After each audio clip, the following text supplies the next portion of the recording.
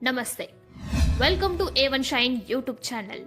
ಇತ್ತೀಚೆಗೆ ಸಿಕ್ಕ ನಿಧಿಯ ಕಾರಣದಿಂದ ಲಕ್ಕುಂಡಿ ಕನ್ನಡಿಗರ ಮನೆ ಮಾತಾಗಿ ಹೋಗಿದೆ.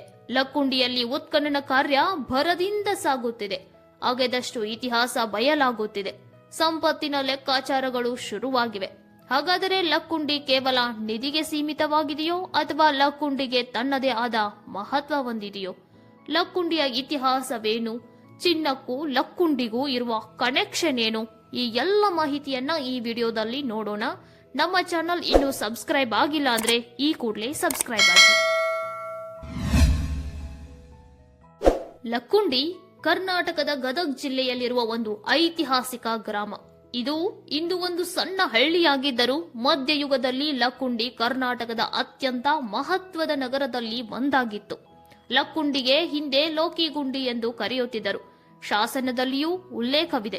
ಕ್ರಿಸ್ತಶಕ 10ರಿಂದ 12ನೇ ಶತಮಾನಗಳ ನಡುವೆ ಲಕ್ಕುಂಡಿ ಕಲ್ಯಾಣಿ ಚಾಲುಕ್ಯರ ಪ್ರಮುಖ ಕೇಂದ್ರವಾಗಿತ್ತು.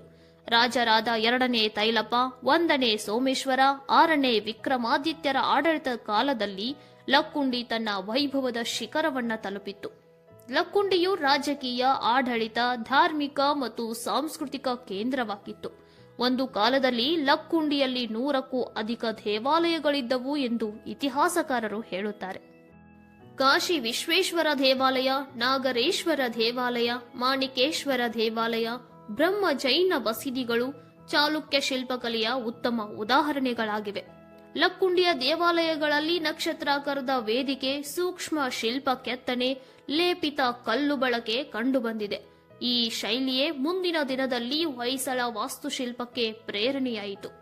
ಲಕ್ಕುಂಡಿ ಚಾಲುಕ್ಯರ ಕಾಲಘಟ್ಟದಲ್ಲಿ ಉತ್ತರ ಮತ್ತು ದಕ್ಷಿಣ ಭಾರತವನ್ನ ಸಂಪರ್ಕಿಸಿದ ಪ್ರಮುಖ ನಗರವಾಗಿತ್ತು. ಇಲ್ಲಿಂದ ಚಿನ್ನ, ಬೆಳ್ಳಿ, ಅಮೂಲ್ಯವಾದ ರತ್ನಗಳು, ವಸ್ತ್ರಗಳು ವ್ಯಾಪಾರವಾಗುತ್ತಿದ್ದವು. ಅರಬ್, ಪರ್ಷಿಯನ್ ವ್ಯಾಪಾರಿಗಳ ಸಂಪರ್ಕವೂ ಈ ನಗರಕ್ಕಿತ್ತೆಂದು ಅಭಿಪ್ರಾಯವಿದೆ. ಹೀಗಾಗಿ ಲಕ್ಕುಂಡಿಯಲ್ಲಿ ಸಂಪತ್ತಿನ ಹರಿವು ಹೆಚ್ಚಾಗುತ್ತಿತ್ತು. ಇಲ್ಲಿನ ದೇವಾಲಯಗಳು ಬ್ಯಾಂಕ್ಗಳಂತೆ ಕೆಲಸ ಮಾಡುತ್ತಿದ್ದವು. ಜನರು ದೇವಸ್ಥಾನದಲ್ಲಿ ಚಿನ್ನಾಭರಣಗಳನ್ನ ಠೇವಣಿ ಇಡುತ್ತಿದ್ದರು. ಲಕ್ಕುಂಡಿಯಲ್ಲಿ ದೊರೆತ ಶಾಸನಗಳಲ್ಲಿ ಹೊನ್ನ, ಗದ್ಯಾಣ, ಪಣ ಎಂಬ ಚಿನ್ನದ ನಾಣ್ಯಗಳ ಉಲ್ಲೇಖವಿದೆ. ಇಲ್ಲಿನ ವ್ಯಾಪಾರದ ತೆರಿಗೆ ಚಿನ್ನದಲ್ಲಿ ಪಾವತಿಯಾಗುತ್ತಿತ್ತು.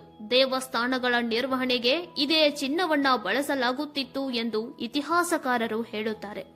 ಇಲ್ಲಿನ ನೀರಾವರಿ ವ್ಯವಸ್ಥೆ ಯಾವ ಸಂಪತ್ತಿಗೂ ಕಡಿಮೆ ಇರಲಿಲ್ಲ. ವ್ಯವಸ್ಥಿತವಾದ ನೀರಾವರಿಯಿಂದ ಲಕ್ಕುಂಡಿ ಕೃಷಿ ಚಟುವಟಿಕೆಯಲ್ಲಿ ಸಂಪದ್ಭರಿತವಾಗಿತ್ತು. ಎಲ್ಲಿ ಸಂಪತ್ತು ಕಣ್ಣಿಗೆ ಕುಕ್ಕುತ್ತದೆಯೋ ಅಲ್ಲಿ ಆಕ್ರಮಣ ಕಟ್ಟಿಟ್ಟ ಬುತ್ತಿ. ಇದಕ್ಕೆ ಲಕ್ಕುಂಡಿ ಹೊರತಾಗಿಲ್ಲ. ಸಂಪತ್ತು, ವ್ಯಾಪಾರ, ಶಿಲ್ಪಕಲೆ, ಅತ್ಯುತ್ತಮ ನೀರಾವರಿ ವ್ಯವಸ್ಥೆಯಿಂದ ಹೊಳೆಯುತ್ತಿದ್ದ ಲಕ್ಕುಂಡಿ ಶಾಂತವಾಯಿತು. ಕಲ್ಯಾಣಿ ಚಾಲುಕ್ಯರ ಶಕ್ತಿ ಕುಸಿದಂತೆ ಲಕ್ಕುಂಡಿಯ ರಕ್ಷಣೆ ದುರ್ಬಲವಾಯಿತು. ರಾಜಕೀಯ ಅಸ್ಥಿರತೆ ನಗರವನ್ನ ಅಸುರಕ್ಷಿತಗೊಳಿಸಿತು. ಸ್ಥಳೀಯ ಸೈನಿಕರು ಮತ್ತು ಸಣ್ಣ ರಾಜರುಗಳು ಲಕ್ಕುಂಡಿಯ ಮೇಲಿನ ಹಿಡಿತಕ್ಕಾಗಿ ಹೋರಾಟ ನಡೆಸಿದರು. ನಂತರದ ದಿನಗಳಲ್ಲಿ ಹೊಯ್ಸಳರು ಈ ಪ್ರದೇಶಕ್ಕೆ ಬಂದರು. ಇವರು ಆಂತರಿಕ ಅಸ್ಥಿರತೆಯನ್ನ ಸ್ವಲ್ಪ ಮಟ್ಟಿಗೆ ಹತ್ತಿಕ್ಕಿದರೂ ಕೂಡ ಲಕ್ಕುಂಡಿಗೆ ಮೊದಲಿನ ಹೊಳಪು ಬರಲೇ ಇಲ್ಲ. 13ನೇ ಶತಮಾನಕ್ಕೆ ಉತ್ತರ ಭಾರತದಿಂದ ಹೊಸ ಶಕ್ತಿಗಳು ಬಂದವು. ಸೈನಿಕ ದಾಳಿಗಳಲ್ಲಿ ದೇವಾಲಯಗಳು ಲೂಟಿ ಮಾಡಲ್ಪಟ್ಟವು. ಚಿನ್ನ ಮತ್ತು ಅಮೂಲ್ಯ ವಸ್ತುಗಳು ಹೊರಟು ಹೋದವು. ಅಷ್ಟರಲ್ಲೇ ದೆಹಲಿ ಸುಲ್ತಾನರ ಆಕ್ರಮಣಗಳು ಭಾರತದ ದೇವಾಲಯಗಳ ಮೇಲೆ ಪ್ರಾರಂಭವಾಗಿತ್ತು. ಲಕ್ಕುಂಡಿ ಪೂರ್ಣ ನಾಶವಾಗದಿದ್ದರೂ ಆರ್ಥಿಕತೆ ಕುಸಿದು ಹೋಯಿತು. ವ್ಯಾಪಾರಗಳು ನಿಂತು ಹೋದವು. ದೇವಾಲಯಗಳಲ್ಲಿನ ಸಂಪತ್ತು ಕಳೆದು ಹೋಯಿತು. ನೀರಿನ ವ್ಯವಸ್ಥೆ ನಿರ್ಲಕ್ಷ್ಯಕ್ಕೆ ಒಳಗಾಯಿತು. ಅಂತಿಮವಾಗಿ ಲಕ್ಕುಂಡಿ ನಗರ ಹಳ್ಳಿಯಾಗಿ ಬದಲಾಯಿತು. ಲಕ್ಕುಂಡಿ ಪತನ ಅನೇಕ ಆಕ್ರಮಣಗಳಿಂದ ಆರ್ಥಿಕ ನಾಶವಾಯಿತು. ಇಂದು ಲಕ್ಕುಂಡಿ ಮೌನವಾಗಿ ಹೋಗಿದೆ. ಆದರೆ ಅಲ್ಲಿನ ಕಲ್ಲುಗಳು ಆಕ್ರಮಣಗಳ ಕಥೆಯನ್ನ ಹೇಳುತ್ತವೆ. ಲಕ್ಕುಂಡಿಯ ಗರ್ಭದಲ್ಲಡಗಿದ ಬಂಗಾರ ಆಗಾಗ್ಗೆ ಹೊರಬಂದು ಲಕ್ಕುಂಡಿಯ ವೈಭವವನ್ನ ನೆನಪು ಮಾಡಿಕೊಡುತ್ತವೆ.